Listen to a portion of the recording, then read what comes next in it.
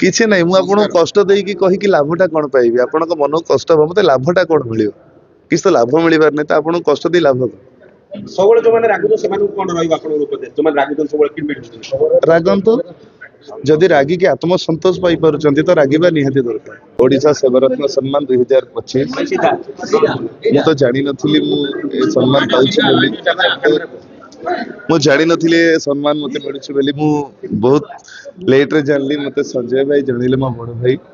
ଏବଂ ଆପଣ ମାନଙ୍କର ଭଲ ପାଇବା ଆଶୀର୍ବାଦ ଆଉ ସଞ୍ଜୟ ଭାଇଙ୍କ ଭଲ ପାଇବା ଆଜି ମତେ ଆଣି ଏଇଠି ଠିଆ କରିପାରିଛି ସମ୍ମାନର ଅଧିକାର କରିପାରିଛି ସେଥିପାଇଁ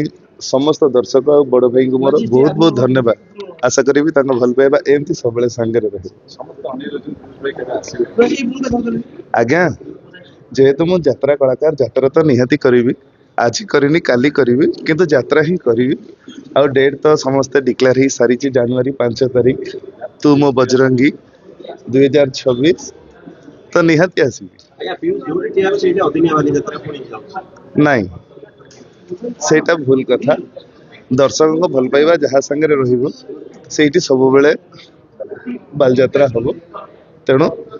ମୋ ସହିତ କାହିଁକି ଆହୁରି ବହୁତ କଳାକାରଙ୍କ ସହିତ ଦର୍ଶକଙ୍କ ଭଲ ପାଇବା ଅଛି ନା ବାସ୍ ଆଉ ଗୋଟେ କଳାକାର ମୁଁ କଣ ବା କରିପାରିବି ମୋ କଳାର ଅନ୍ତର୍ଭୁକ୍ତ ଯାହା ହିଁ କାମ ତାକୁ ହିଁ ମୁଁ କରିବି ତା ଭିତରେ ମ୍ୟୁଜିକ ଭିଡିଓ ଯାଉଛି ସିରିଏଲ ଯାଉଛି ଯାତ୍ରା ବି ଯାଉଛି ସବୁ ନାଇଁ ଦାଢି କାଟି ଦେଇଛି ବୋଲି ଟିକେ ଟ୍ରାନ୍ସଫର୍ମେସନ ଲାଗୁଛି ନହେଲେ ସେମିତି କିଛି ନାହିଁ ଯୋଉମାନେ 2 ଦିନ 3 ଦିନ ଆସୁଛନ୍ତି ସେମାନେ ନିଜକୁ ବହୁତ ଗର୍ବ କରନ୍ତି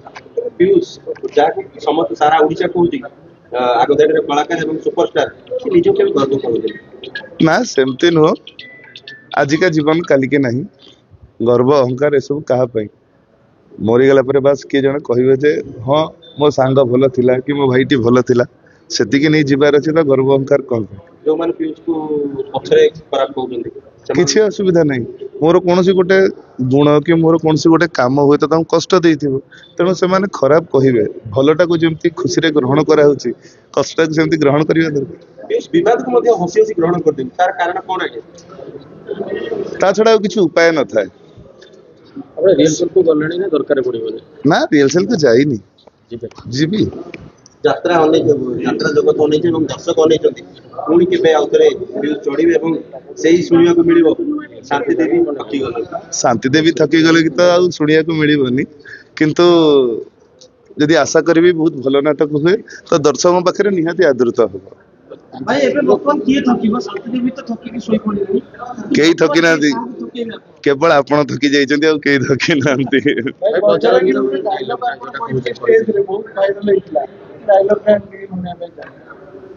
ଟିଜର ରେ ଭଲ ଲାଗିବ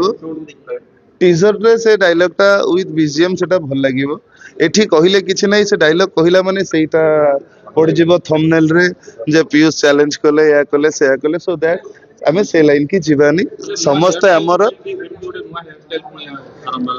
ଚୁଟି ଉପୁଡି ଯାଇଥାନ୍ତା ସେଥିପାଇଁ ଚୁଟି ଛୋଟ କରି ଦିଆଯାଇଛି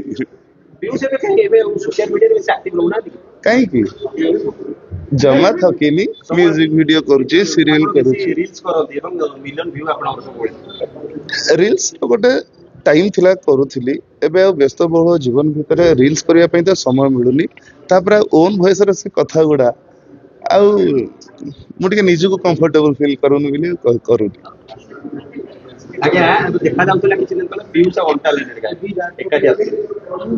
ମୋର ସାନ ଭାଇଟେ ସେ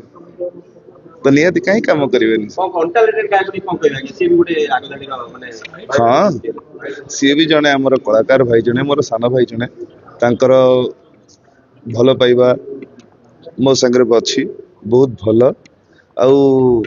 ଆଗକୁ ମଧ୍ୟ ବହୁତ ବ୍ରାଇଟ ଫ୍ୟୁଚର ଅଛି ତାଙ୍କର ଆଜ୍ଞା ମତେ ଆଶା କରିବି ଆହୁରି ଏମିତି ଭଲ ପାଆନ୍ତୁ ବାସ୍ ଭରସା ବିଶ୍ୱାସ ରଖନ୍ତୁ ଆଉ କେବେ କିଛି ଭୁଲ ନ ହଉ ସବୁ ଭଲରେ ଚାଲୁ ସୁରୁଖୁରୁରେ ଚାଲୁ କିଛି ନାହିଁ ମୁଁ ଆପଣଙ୍କୁ କଷ୍ଟ ଦେଇକି କହିକି ଲାଭଟା କଣ ପାଇବି ଆପଣଙ୍କ ମନକୁ କଷ୍ଟ ହବ ମତେ ଲାଭଟା କଣ ମିଳିବ କିଛି ତ ଲାଭ ମିଳିବାର ନାହିଁ ତ ଆପଣଙ୍କୁ କଷ୍ଟ ଦେଇ ଲାଭ କଣ ସବୁବେଳେ ଯୋଉମାନେ ରାଗୁଛନ୍ତି ସେମାନଙ୍କୁ କଣ ରହିବ ଆପଣଙ୍କ ଉପଦେଶ ଯୋଉମାନେ ରାଗୁଛନ୍ତି ସବୁବେଳେ କେମିତି ରାଗନ୍ତୁ ଯଦି ରାଗିକି ଆତ୍ମସନ୍ତୋଷ ପାଇପାରୁଛନ୍ତି ତ ରାଗିବା ନିହାତି ଦରକାର ଥ୍ୟାଙ୍କ ୟୁ